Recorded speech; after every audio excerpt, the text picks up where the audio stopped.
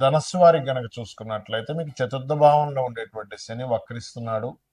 July 27వ తేదీ నుంచి December 10వ తేదీ వరకు ఈ కాంబినేషన్ ఉంటుంది. మరి 4.5 నెలల పాటు ఉండేటువంటి గ్రహస్థితి వక్రగతి వల్ల జరిగే ఫలితాలు, ఏ దేవతారాధన చేసుకోవాలి, మీ యొక్క జన్మజాతకంలో కనుక ఏదైనా గ్రహం వక్రించినట్లయితే మీకు ఈ పూర్వజన్మ కర్మ ఏది బ్యాలెన్స్ ఉండడం వల్ల ఈ జన్మ ఎత్తడం జరిగింది అనేటువంటి విషయాలు చెప్తుంది నేనైనప్పటికీ చెప్పిస్తుంది సాక్షాత్ లలిత అమ్మవారిగా భావిస్తూ ఆ లలితాంబిక అమ్మవారి యొక్క అనుగ్రహం మీకు పరిపూర్ణంగా కలగాలని మనస్ఫూర్తిగా కోరుకుంటూ, ఇక్కడ శని ఎప్పుడైతే 4లో ఉండి వక్రిస్తున్నాడో ఒక గుడ్ న్యూస్ ఏంటంటే అర్ధాష్టమ శని ప్రభావం తగ్గుతుంది దీనివల్ల. మరి తగ్గడం వల్ల ఏమిటండి ఫలితాలు? గతంలో ఏదో ల్యాండ్ డబ్బులు ఇచ్చా, లేదా కన్స్ట్రక్షన్స్ చేద్దాం అనుకున్నాం, ఏదో కోర్స్ చేద్దాం అనుకున్నాం, అవన్నీ గతంలో ఆగిపోయినావు. కొంత మళ్ళీ ఇవి చేయలేములే అని ఆగడము, లేకపోతే ఏదైనా ఒక దాని గురించి ఒక డెసిషన్ తీసుకోవడం జరుగుతూ ఉంటుంది. ఈ శని వక్రగతి వల్ల 4లో ఉండేటువంటి శని వక్రించినప్పుడు ఏమవుతుందంటే ఉద్యోగ అవకాశాలు పెరుగుతాయి. అంటే ఎప్పుడు ఇంట్లో కూర్చున్నాం, 4వ స్థానం అంటే ఇల్లు కదా, గృహం. కొంచెం బయటికి వెళ్ళడం, వేరే రాష్ట్రానికి వెళ్ళడము, వేరే దేశానికి వెళ్ళడము, లేకపోతే వేరే ప్రదేశం మార్పు వల్ల మీకు కలిగే ఫలితాలు గతంలో పాజిటివ్గా ఉంటాయి. ఆ యొక్క ఫలితాలు గతంలో ఎప్పటి నుంచో ఒక ప్లాన్ అమ్ముదాం అనుకుంటున్నాం, ఒక ప్లేస్ అమ్ముదాం అనుకుంటున్నారు మీరు. ఆ అమ్మాలి అనుకునేటువంటిది ఏదైతే ఉంటుందో అది మీకు చాలా పాజిటివ్గా రావాలి అంటే అమ్మకం జరగాలి అనుకుంటే ఇది కూడా ఒక రకంగా 4th హౌస్లో ఉండే శని వక్రిస్తున్నాడు కాబట్టి మంచిదే. కాకపోతే మీరు మీ యొక్క లగ్నానికి శుక్రుడు పూర్వజన్మ కర్మకారకుడు అవుతాడు. ఆయన ప్రస్తుతం 9th హౌస్లో కేతుతో ఉన్నందుకు కొంచెం అమ్మవారి ఆరాధన, అమ్మవారి క్షేత్రాలకు వెళ్ళడం మంచిది. ఆగస్టు 2వ తేదీ వరకు. ఆగస్టు 2 నుంచి ఎప్పుడైతే నీచబడుతున్నాడో శుక్రుడు, ఇక్కడ కలిగేటువంటి ఫలితాలు ఏమిటి అంటే కొంచెం ఉద్యోగ సంబంధించినటువంటి విషయాల పట్ల జాగ్రత్తగా ఉండాలి. ఆగస్టు 2 నుంచి ఒక నెల రోజుల పాటు కొంచెం బొబ్బర్లు దానంగా ఇస్తూ ఉంటే కూడా ఆ ప్రభావం తగ్గుతుంది. ఓం మాణిక్యం ఒకటాకార జానుద్వై విరాజితాయ నమః చేసుకోండి. నరసింహస్వామి యొక్క ఆరాధన చేయండి, అన్ని విధాలా బాగుంటుంది.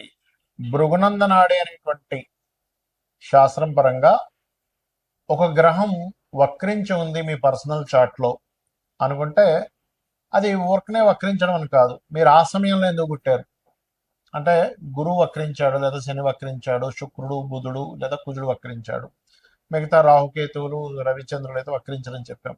అయితే ఒకవేళ వక్రించిన నక్షత్రంలో ఉంటే అప్పుడు మళ్ళీ దాని ఫలితం వేరే ఉంటుంది. అయితే ఇక్కడ ఉదాహరణకి మనం శనిదే తీసుకుందాం. ఎవరి పర్సనల్ చార్ట్లో అయినా శని గ్రహం కనుక వక్రించినట్లయితే రూల్ నెంబర్ 1, అది ఏ రాశిలో ఉండి వక్రించింది, వక్రించినప్పుడు వెనక రాశి ఫలితాలు ఇస్తుంది. వెనక రాశుల్లో 159లో ఏ గ్రహాలు ఉన్నాయి ఇది చూడాలి.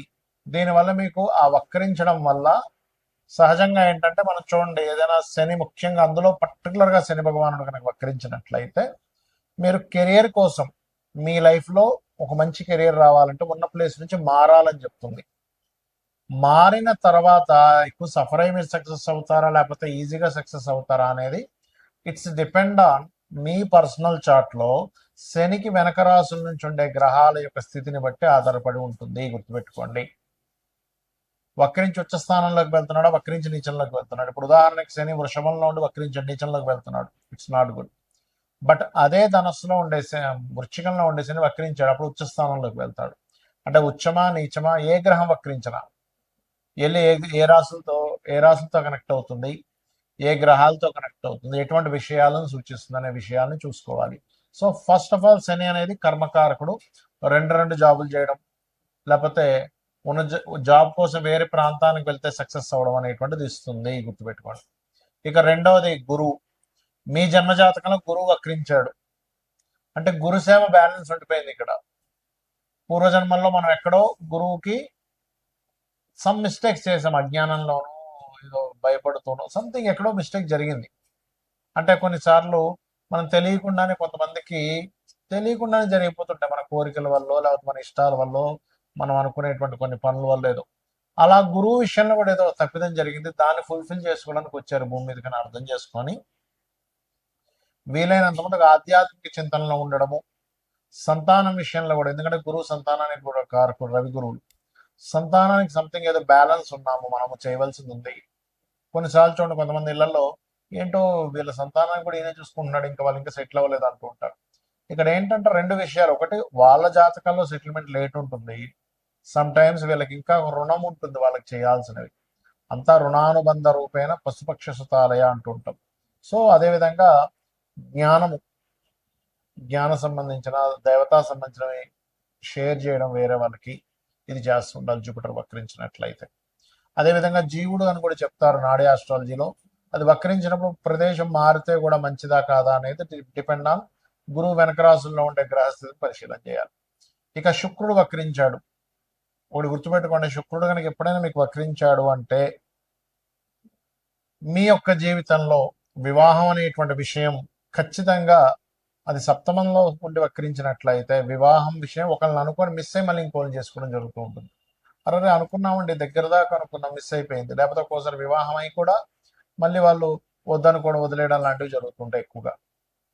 రెండవది, శుక్రుడు వక్రించినప్పుడు ఆ యొక్క శుక్రగ్రహం వెనక రాసుల్లో ఉండే గ్రహాలను బట్టి మనం అబ్జర్వ్ చేయాలి. అంటే అలాగా శుక్రుడు వక్రించాడు, ఆ శుక్రుడు ఏ గ్రహాలతో కనెక్ట్ అవుతున్నాడు చూడాలి. మంచి గ్రహాలతో కనెక్ట్ అవుతున్నాడు వక్రించి, మీకు లగ్జరీకి లోటు ఉండదు, బ్రహ్మాండంగా లగ్జరీ లైఫ్ ఉంటుంది, ఫైనాన్షియల్గా మంచి గ్రోత్ ఉంటుంది, రెండు రకాలుగా ధనయోగాలు ఉంటాయి, ఎందుకంటే ఫైనాన్స్ కారకుడు కూడా శుక్రుడు కాబట్టి అలా. అదేవిధంగా బుధుడు వక్రించాడు అనుకోండి, ఎవరికైనా ఎవరి జన్మ జాత చక్రంలో అయినా వాళ్ళ పర్సనల్ చార్ట్ లో బుధ గ్రహం వక్రించింది, అప్పుడు మీరు చేయవలసింది ఏమిటి అంటే ఎప్పుడు కూడా మీకున్న నాలెడ్జ్ని షేర్ చేయాలి.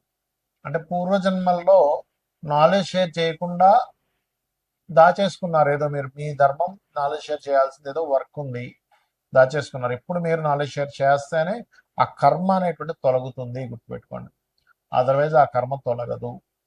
సో మీ నాలెడ్జ్ మీరు ఏదైనా ఆఫీస్లో చేస్తున్నారు, కొంతమంది ఉంటుంటారు చూడండి, ఇది ఎలాగో చెప్పంటే నువ్వే నేర్చుకో, నేను ఎందుకు చెప్పాలి నీకు అంటూ ఉంటారు. బుధుడు వక్రిస్తే మీరు అవతల వాళ్ళకి నాలెడ్జ్ షేర్ చేయడం వల్లే మీ యొక్క కర్మ కంప్లీట్గా క్లియర్ అవుతుంది, గుర్తుపెట్టుకోండి.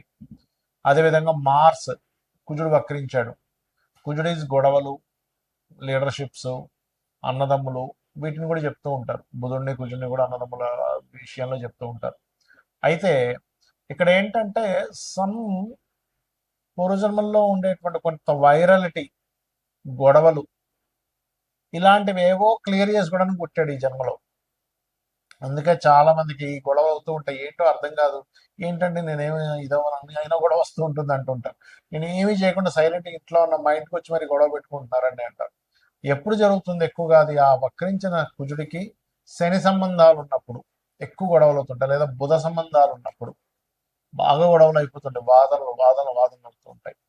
సో అక్కడ ఒక్కోసారి వక్రించి ఏమవుతుందంటే అది ఒక మంచి గ్రహంతో కలిసినప్పుడు కొంచెం గొడవలు క్లియర్ అయిపోతాయి, లేదా పూర్వజన్మల్లో అవి జరిగినటువంటి కొన్ని గొడవలు అవి క్లియర్ చేసుకోవడానికి పుడతారన్నమాట ఈ జన్మల్లో.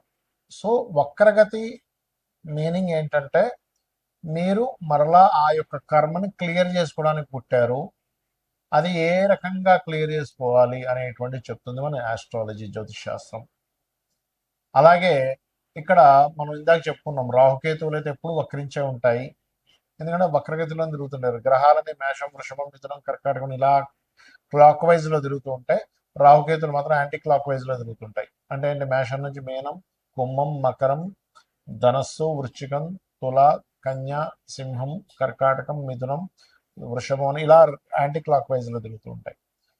అయితే వీటికి సహజంగానే వక్ర స్థానాల్లో ఉన్నారు కాబట్టి ఏదైనా వక్రగ్రహం నక్షత్రాల్లో ఉంటే అప్పుడు మళ్ళీ ఇది కొంచెం డిఫరెంట్గా యాక్ట్ చేస్తూ ఉంటుంది. రవిచంద్రుడు కూడా వక్రించిన నక్షత్రాల్లో ఉన్నప్పుడు మాత్రం తల్లికి, అంటే చంద్రుడు వక్రించిన నక్షత్రంలో ఉంటే తల్లికి ఏదో ఈ జాతకుడు రుణపడి ఉన్నాడు, లేదా రవి వక్రించిన నక్షత్రంలో ఉంటే తండ్రికి రుణపడి ఉన్నాడు. తల్లిదండ్రులకు సహజంగానే రుణంలో ఉంటాం మనం, కానీ ఇంకాస్త ఎక్కువ రుణపడి ఉన్నాము, వాళ్ళకి ఎక్కువ సేవ చేయాలి, దానికోసం నేను జన్మెత్తావు అనే ఒక విషయాన్ని మనం అర్థం చేసుకోగలగాలి.